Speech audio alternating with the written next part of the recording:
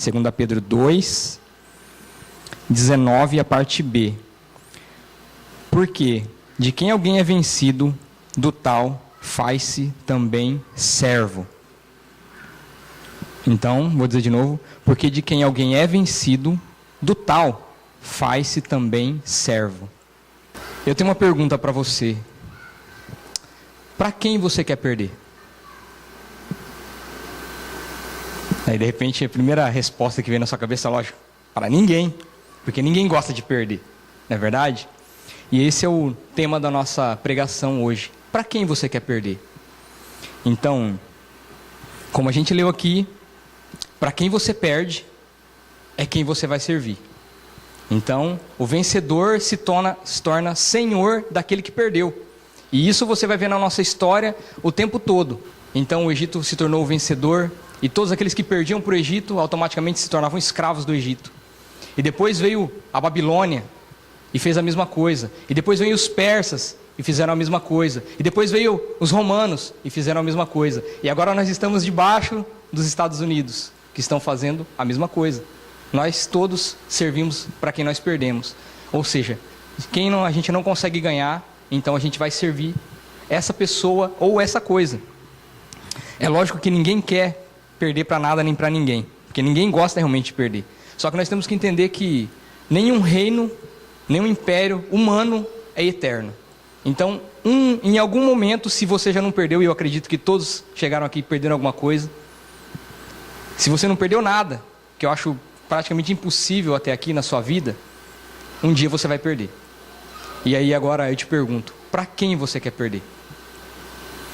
Então, nós vemos muitas pessoas, por exemplo, que elas começam só com uma cervejinha, e em um dado momento elas perdem o controle, elas perdem para a cerveja, e daí elas passam para o próximo vício, eles perdem para o cigarro, e começam a servir o cigarro. Quem começou com o vício de droga, ele não começou falando assim, eu vou ficar viciado. Ele começou achando que ele dominava aquilo, mas ele perdeu. E automaticamente quando ele perdeu, ele se tornou servo da droga, servo do vício. E assim também são todos os nossos desejos. Tudo aquilo que você perde, então você se torna escravo. Você não domina mais, e aquilo vai te dominar até que você consiga se libertar disso. Então, eu volto a te perguntar, para quem você quer perder? Antes de responder essa pergunta hoje, você precisa entender algumas coisas. Então, o reino de Deus, gente, ele é completamente contrário a tudo aquilo que você aprendeu no mundo. Ele é completamente ao contrário às regras do reino de Deus. O reino de Deus, ele diz assim, por exemplo, em 2 Coríntios 12, 10. O apóstolo dizendo, ele diz assim, olha, pelo que eu sinto prazer nas fraquezas, nas injúrias, nas necessidades, nas perseguições, nas angústias, por amor de Cristo. Porque quando estou fraco, sou forte. Você já viu alguém falar que está fraco e está forte ao mesmo tempo? Então, esse é o reino de Deus. Então, quando você se torna fraco, aí é que Deus te fortalece. Então, a regra é completamente ao contrário da que a gente aprende no mundo, porque você só se torna forte no mundo se você se fortalecer mesmo. Mas no reino de Deus é completamente o contrário. Quanto mais você depende de Deus, aí é que vem a tua força. Glória a Deus. Mas ainda tem mais alguns outros versículos para você entender esse reino, antes de a gente responder aquela pergunta. Então, em Marcos 9,35, Jesus estava dizendo assim, chamou os dos discípulos e disse, se alguém quiser ser o primeiro, que seja o derradeiro, e sirva a todos. Então, no mundo você aprende que se você for o primeiro, você vai ser o melhor. Mas no reino de Deus, se você quiser ser o primeiro, você deve ser o último. Você deve servir a todos. Você não deve querer ser servido. Então é completamente ao contrário de muitas vezes aquilo que você está vendo, muitas vezes na televisão, de algumas igrejas que você vê a pessoa lá e parece que ela é o rei agora, né? Que tem uma igreja que ele comanda. Aquilo lá não é o reino de Deus. O reino de Deus é o contrário. Eu estou aqui na frente, mas estou aqui para servir vocês. Então, a gente está aqui para trabalhar em favor da igreja, e não o contrário. E não para fazer, que nem muitas pessoas estão usando a igreja exatamente para benefício próprio. É muito o contrário. O reino de Deus não é aquilo que muitas vezes a gente vê na televisão. Porque a regra é ao contrário. Então, se eu quiser ser o primeiro, eu tenho que servir a todos. Não a um ou outro, não a quem eu quiser, mas a todos. Então, esse é o reino de Deus. Diz assim em Mateus 23:12: e o que a si mesmo se exalta será humilhado, e o que a si mesmo se humilha será exaltado. Então muitas vezes a gente vê as pessoas se engrandecendo, né? Falar das próprias qualidades, falar, eu tenho essa qualidade, eu consigo fazer isso, eu consigo fazer aquilo. E no reino de Deus é o contrário. Quanto mais você tenta se exaltar, mais Deus te humilha, mais Deus mostra a incapacidade que você tem de fazer qualquer coisa. Então, se você quiser ser exaltado por Deus, de aparecer para as pessoas que você é alguma coisa, então você tem que se humilhar. Você tem que saber que você não é nada sem Deus. Você tem que reconhecer, tudo que você faz é porque Deus está te ajudando. E quando você começa a se humilhar, se reconhecer tudo isso, entender que o outro é sempre melhor que você, aí você começa a ser exaltado. Aí Deus começa a te colocar em lugares onde as pessoas vão te ver e falar, grandes coisas Deus tem feito por essa pessoa. Glória a Deus. Grandes coisas Deus vai fazer por você. Grandes coisas Deus vai fazer por você. Mas você tem que se humilhar primeiro, e não o contrário. Então muitas pessoas elas tentam ser as melhores em alguma coisa. E não estou dizendo que é errado ser melhor. A questão é querer se exaltar a si mesmo. É querer rebaixar as outras pessoas, dizer, tá vendo como eu sou melhor que você? Tá vendo como eu consigo, você não consegue? Tá vendo como eu sou mais rico? Tá vendo como eu sou mais bonito? Como eu sou mais magro? Né? E começa a falar tantas outras coisas. Isso é se exaltar. E no reino de Deus, quem se exalta é humilhado. Lucas 6,38 diz assim, dai e dar-se-vos-á, boa medida, recalcada, sacudida e transbordante vos darão, porque com a mesma medida com que medirdes, também vos medirão de novo. Você quer receber? Você tem que dar. É assim no reino de Deus. Você vai ser medido pelo que você dá e não pelo que você recebe. Então muitas pessoas vêm e recebem grandes bênçãos da parte de Deus. Só que isso não conta nada. Por quê? Porque você é medido pelo que você dá e não pelo que você recebe. Então, se você quer receber, você deve dar. E como eu disse aqui, gente, eu não estou falando de dinheiro, que nem muitas vezes a primeira coisa que você vai pensar é falar, não, já está pedindo dinheiro. Não. Você tem que se doar para as pessoas. Você tem que dar aquilo que está. O que você quer receber? É dinheiro? Então é isso que você tem que dar. Você quer receber amor? Dê amor. Você quer receber respeito? Dê respeito. Com a mesma medida que você medir, você será medido. Só que a medida que você vai receber não é a mesma que você deu. Por quê? Quem sabe o que é medida recalcada? Então quando você pega lá a farinha, né? Aí você balança ela assim, ela vai para o fundo, vai caber mais. Aí você enche de novo o copo, aí a hora que está aquele montinho em cima assim, isso é a medida recalcada, sacudida, né? E transbordante. É isso que você vai receber. Então é assim que você vai ser medido. É isso que você deve fazer. Então o reino de Deus é completamente ao contrário daquilo que a gente pensa lá fora. Por quê? A gente pensa assim, não, eu tenho que conquistar tudo para ter. E o reino de Deus é totalmente ao contrário. Você tem que dar. Quanto mais você dá, mais você recebe. Então, isso é o reino de Deus. Jesus disse assim, quem acha a sua vida, perdê-la-á. E quem perde a sua vida por amor de mim, achá-la-á. Eu tenho certeza aqui que todos querem viver. Só que para você viver, você tem que morrer. Essa é a regra do reino de Deus. Não é suicídio que eu estou dizendo. Não era isso que Jesus estava dizendo. É simplesmente você agora renunciar a tudo que você tem, a tudo que você é, a tudo que você gosta, por amor a Jesus. Porque se você quiser manter tudo isso com você, nesse mundo, você vai perder a sua vida eterna.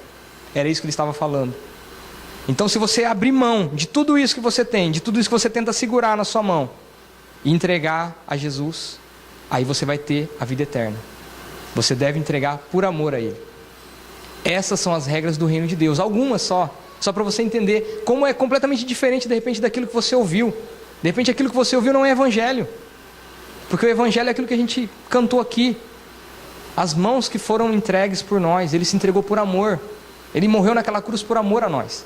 Isso é evangelho, essa é a boa notícia do evangelho, que você tem alguém que te ama muito e que declarou isso com a própria vida. Isso é evangelho. Glória a Deus. Agora, depois de você entender um pouco do reino de Deus e ver que as regras são completamente diferentes daquelas que de repente você aprendeu desde criança, para quem você quer perder? Para o mundo? Para você mesmo? para os seus vícios, até para a sua família muitas vezes, para os seus vizinhos, para os seus amigos. Para quem você quer perder? Então, agora começando a entender um pouco das regras do reino de Deus, eu digo para você que você deve perder para Deus. Porque aquele para quem você perder é esse que você vai servir. Então, se você perder para o diabo ou para você mesmo, é você mesmo, você vai se servir, você vai servir ao diabo. Mas se você perder para Deus, você se tornará servo de Deus e servirá a Deus. E Jesus prometeu que onde estiver Ele, aí estarão seus servos também. Então eu convido você a perder hoje para Deus, a escolher hoje, dizer assim, para quem você quer perder? Eu quero perder para Deus. Eu quero perder para Deus, só para Ele que eu quero perder. Eu não quero perder para mais ninguém, só para Ele. Então hoje é isso que eu quero que você entenda. Existe uma frase nas academias aí, em inglês, que é no pain, no gain, né? Que seria mais ou menos assim, né? É sem dor, sem ganho. Ou seja, sem trabalho, você não conquista nada. Sem trabalho duro, sem suar a camisa, você não consegue nada. E isso é uma verdade. Você não vai conseguir nada de Deus sem dar nada para Deus. E é interessante que, apesar de Deus ter tudo, Ele quer o seu coração. Porque não adianta nada você vir aqui e muitas vezes dar dinheiro, que nem as igrejas ensinam por aí, afora, se você não der o seu coração primeiro. Não adianta. Não adianta nada. Porque Deus não está interessado em nada que Ele possa criar. Ele não está interessado em nada disso. Então, muitas vezes quando você dá o dinheiro, quando você ajuda alguém, você está demonstrando aquilo que está no seu coração. É só isso. Você está demonstrando. É a demonstração daquilo que está dentro.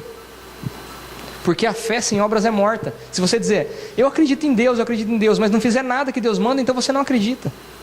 Muitas pessoas, quando a gente conversa com elas falam assim, eu tenho Deus no meu coração. E sabe que eu fico com pena de ouvir uma pessoa falar muitas vezes isso, e eu não julgo ninguém, mas a gente vê como que a pessoa está vivendo, e ela diz que tem Deus no coração, mas eu vejo ela como se fosse um mendigo que acabou de ganhar uma moeda e está dizendo que tem dinheiro. É verdade que Deus está no coração, mas é um mínimo que não vai fazer diferença nenhuma. Então eu não estou dizendo que as pessoas não têm Deus no coração, eu estou dizendo que é tão pouco que ela não conseguiria fazer nada, que Deus não consegue fazer nada por ela, porque elas não têm tanto Deus assim no coração. Não é suficiente para receber um milagre, não é suficiente para que Deus mude a vida dela, mas elas têm Deus no coração.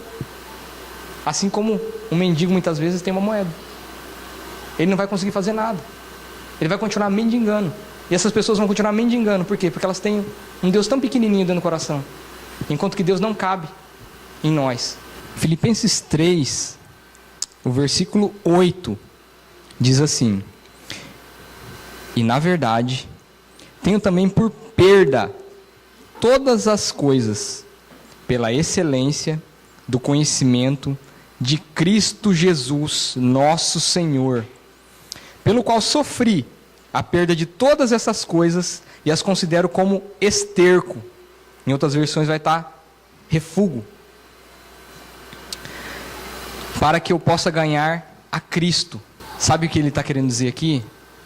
É que ele já perdeu muito, e ele perderia mais ainda, porque ele quer conhecer a Deus. É isso que nós estamos fazendo aqui, é isso que você é convidado a fazer hoje. Você começar a entender que tudo que você tem não é nada, seria realmente esterco, é refúgio perto daquilo que Deus é.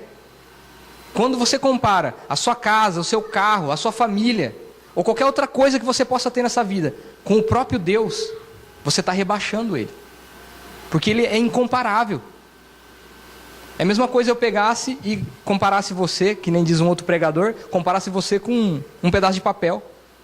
Assim, olha, eu não sei se eu fico com você ou com esse pedaço de papel. Eu estou te rebaixando, estou falando, você não vale nada.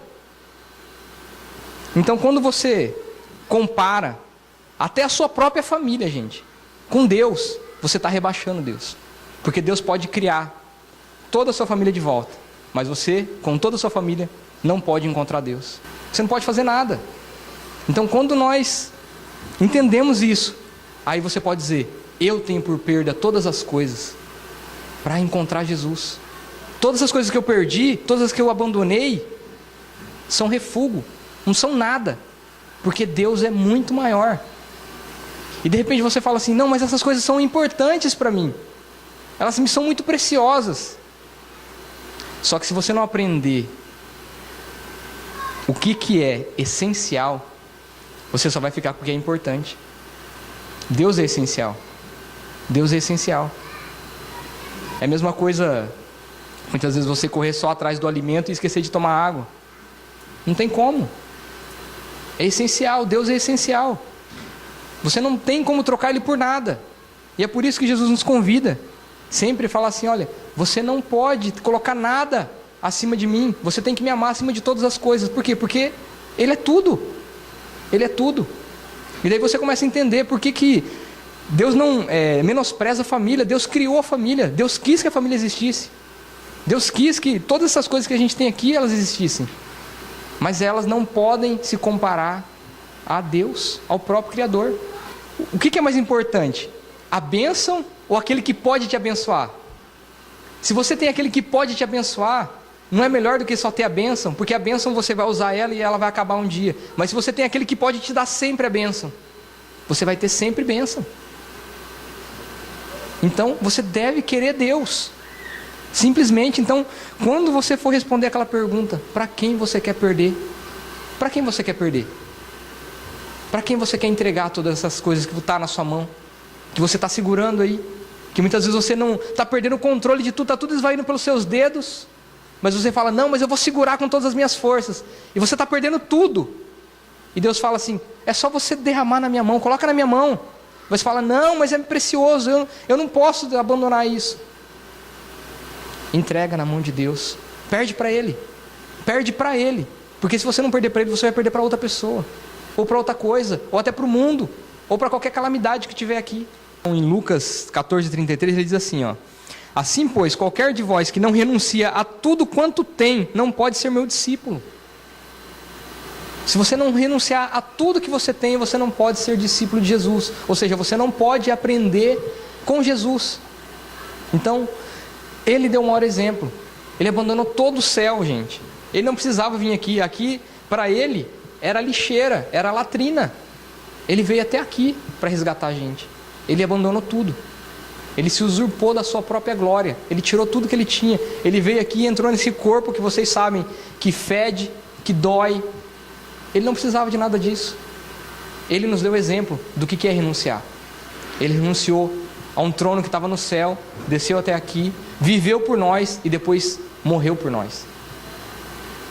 Então, quando Ele nos pede para renunciar, Ele sabe o que Ele está falando. Ele sabe o que Ele está dizendo. Ele sabe, eu sei o que é perder. Eu decidi perder por vocês. Ele perdeu por nós, por amor de nós. Ele perdeu por você. Ele perdeu por mim. Ele decidiu perder. Ele decidiu entregar a própria vida. E quando Ele pede a mesma coisa, Ele não está sendo injusto. Ele não está sendo arrogante nem pretensioso. Ele sabe o que Ele está pedindo. Ele sabe. Jesus disse assim, ó, se alguém quiser vir após mim, renuncie-se a si mesmo. Tome a sua cruz e siga-me. O que é não renunciar a nós mesmos? De repente, eu não sei quantas vezes você veio a uma igreja, mas quando eu passava na igreja, eu não conhecia Deus, eu não entrava na igreja, eu via as pessoas assim, com a mãozinha levantada assim, falava, o que esses tontos estão fazendo aí num sábado à noite, com a mãozinha levantada, dando tchau pro vento? Eu indo para balada, eu indo para as noitadas da vida, e eu passava na frente das igrejas no Brasil, eu falava assim, esse povo é doido, gente, fazendo um sábado à noite, olha lá que noite linda, eles estão lá, dando tchau pro nada. Eu não entendia o que eles estavam querendo, o que eles estavam fazendo lá. E de repente hoje você começa a entender que nós temos por perda todas as coisas para ter o conhecimento de Jesus Cristo. Nós poderíamos estar em muitos outros lugares, e você poderia estar em muitos outros lugares, fazendo muitas outras coisas que te agradam, mas você está aqui, muitas vezes agradando a Deus mesmo. Então, glória a Deus, que Deus vai abrindo o nosso entendimento para essas coisas, porque quando muitas vezes nós estamos lá fora, a gente não consegue enxergar. É como ter um tesouro na nossa frente, um bilhete premiado, e a gente não saber distinguir qual que é o bom e qual que é o ruim.